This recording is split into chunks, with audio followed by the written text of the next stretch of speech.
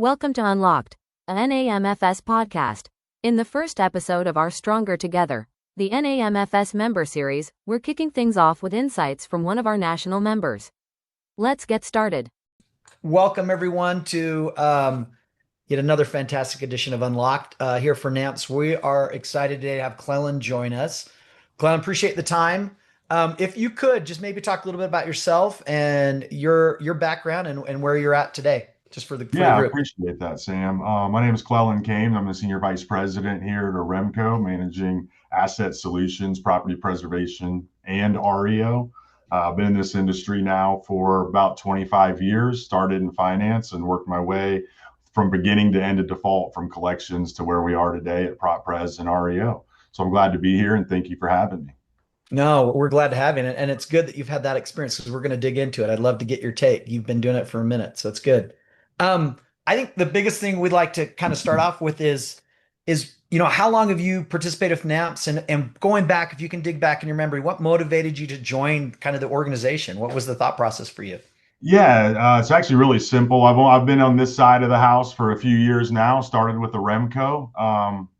The idea was is we built AREMCO as a company that we built with Stephanie McLean and Justin Askew, and we built it from the ground up, and we want to continue to grow it. And one of the things that we felt we could do, not in getting our name out there as well, but helping the industry. We've been on the servicing side for many years, and we feel like we can bring a different aspect from the servicing piece along with fresh eyes. It's a new company, new view, relatively new company anyway. And we think with our experience across construction, we have a construction division as well. So when you mix in the construction, the servicing, and what we're here to talk about today with the asset services, we think we bring a good, fresh view of different problems that go on with the industry. And there's so many different guidelines. There's so many different communications gaps with vendors, servicers, and asset managers. We think we can help provide perspective to that. I love that. Tides lift all ships, right? So bringing in that expertise and kind of ideas and what you've learned and your learnings can help everybody else. With that, were there learnings or things you guys gathered from the group that's impacted your business? Can you recall any things you guys have learned from NAMFS that have been applicable to you guys that have helped you change or pivot or grow? Yeah, the relationships, that's really where it starts, right? So you get insight, interpersonal relationships of people that have been doing this for decades on this side, especially the vendor perspective.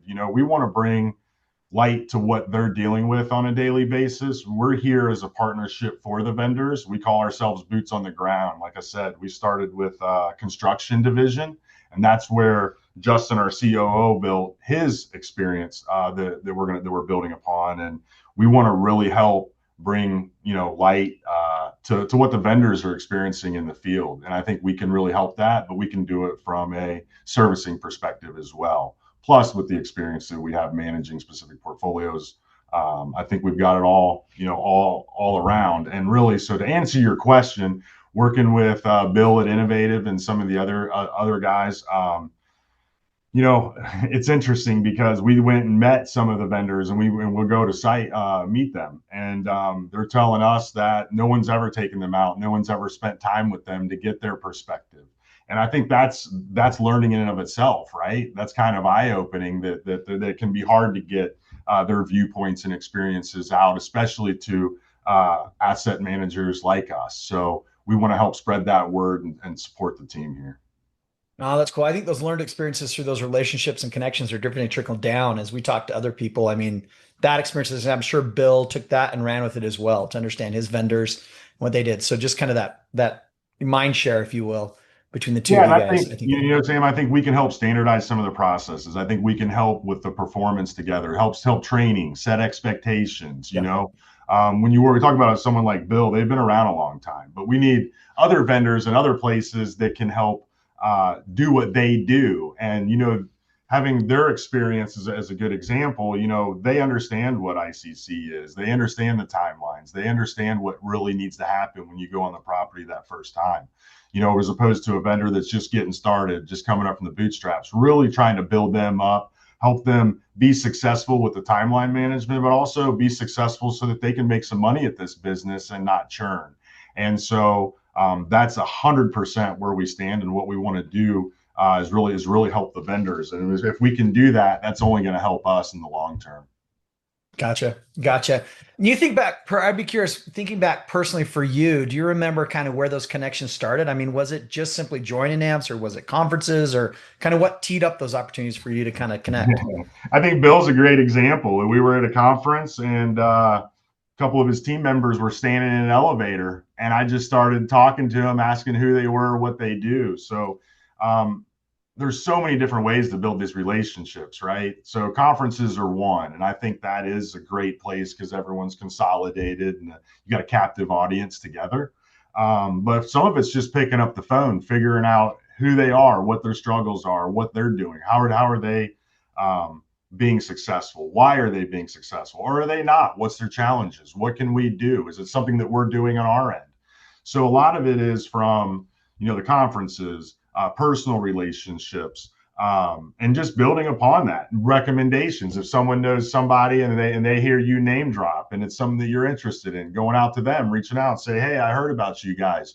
I heard some really good things. I've been on some panels throughout the last couple of years, meeting people on panels, people coming up to you after the panels. So there's so many different ways to do it. And we try to do them all, right? I mean, you're going to do so many, it's so much time, but all of them is what we try to do and build those personal relationships. And I gotcha. And those things. Yeah. You mentioned you've been at this for 25 years. So I'm sure you've seen kind of NAMFS grow itself, the industry grow and kind of flex. I'm curious on your take. Do you think that growth is important to us now? Do we, how's that growth going to impact us and help us moving forward? Like, as we consider trying to get more people to come in? Yeah. I think this is huge. I think this is going to judge our success and how we've helped NAMs along the way. But it's going to impact how we're consistent, how we perform across. We're across all 50 states. So what vendors do in Alaska may be different than what someone doing in Florida. We're trying to build that consistency. I think we've talked about this before. It's open communication, right? A lot of these vendors have, if they need to, they have my cell phone number. They can call me directly if they need something. I need to make sure that they've got what they need to be successful. And then really the opportunities as we sit here today and kind of talk about that, what opportunities are out there, who's addressing those. One of the things we've always talked about is the insurance and really trying to get, we're trying to solve for now with the vendor teams. How do we resolve that? And I think we can provide some good perspective, support, and shed some light on how we can do these things. So I think overall, it really strengthens our voice as one instead of many, because there's so many people out there. As we've grown, the larger memberships means greater influence in helping shaping those guidelines. We can advocate together for realistic, expectations that we can actually execute. So I think there's a huge win for us there. And second, driving some standardization across. I think we've touched on that, but you're dealing with different clients with different requirements, different expectations. So how do we align those so that we can get better, more consistent across every one of those aspects? And I think, again, that's what excites me the most one of the things that excites me the most as we do this. I think then it takes, as we build upon that, it raises the bar for how we perform, right? So we've built that foundation. Now we're going to be able to take that and raise the bar. So we're going to get more vendors, we're going to get more servicers, and we have done that. And then it increases accountability and visibility, right? So as we talk about the vendors, coming from my perspective here, if I'm not performing and I go out and I'm seeing the vendors face to face, they're going to let me know, right? They're going to see me there. We're present, we're there, and they're going to be able to tell me that face to face. So it helps build partnerships, right? So I'm excited about that. And then I think the last thing, and I think this is the part that we've yet to see in its totality, but one it's really going to drive better innovation overall, right? We've talked about AI and how is that going to affect us. There's more ideas, more experiences, and we've touched on the experiences and picking up from the people that have been here longer. So I think it's going to drive better solutions to these same common challenges that we're all constantly dealing with. I love it. No, I tend to agree with you. I think we're at this really weird inflection point, right? Like, things are changing fast. We don't know, if we're kind of over the hump, pre-COVID, what volumes are going to do. We feel like things are starting to move. But we also have change in industry. We have consolidation happening. We have people retiring or stepping away. So I think having those groups grow like NAMFS really brings people up to speed faster, like you're intimating. I totally agree with you. I think your comments are spot on. With that, Clellan, I'd be curious. So we're constantly trying to encouraging people to get involved. I mean, what would your elevator pitch be to someone that's hesitant or reticent to jump in? Irrespective of the level they're at, if they're a local, regional, super regional, what's kind of your message to them to encourage them to jump in and join an organization like NAMFS? Yeah, I think, maybe take it easy. Go to, we've got the annual conference there in Frisco in May. I think that's a good place to kind of make yourself present, get a feel for what's going on. And really, one of the things I've learned over time, and whether it's in asset solutions or in collections or whatever, get out there, be visible, ask questions, right?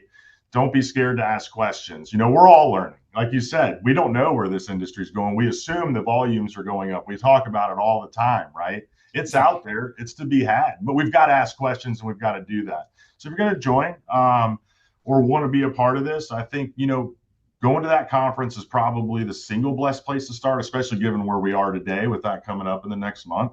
But go there, participate, ask questions, get some insights into where the industry is really heading.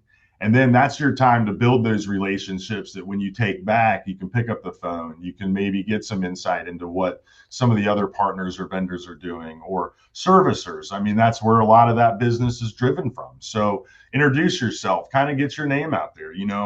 As someone that's been doing this side of the business for the last few years, this has been integral in me building my relationships. This is how it started. This is how it continues to build.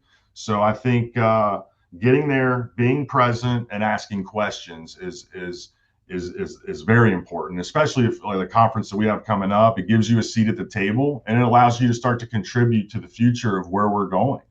So I think that's a great place to start.